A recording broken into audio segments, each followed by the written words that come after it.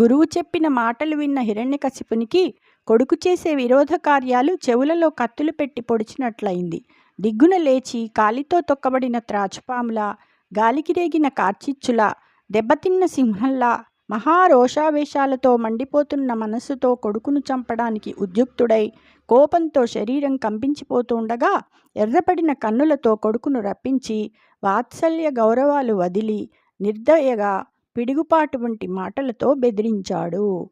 సూనున్ శాంతగుణప్రధాను నతి సంశుద్ధాంచితజ్ఞాను నజ్ఞానారణ్యకృశాను నంజలిపుటీ సంభ్రాజమానున్ Sada Sri Narayana పాదపద్మయుగళీ చింతామృతాస్వాదనాధీనున్ ధిక్కరణంబుసేసి పలికెన్ దేవాహితుండుగ్రతన్.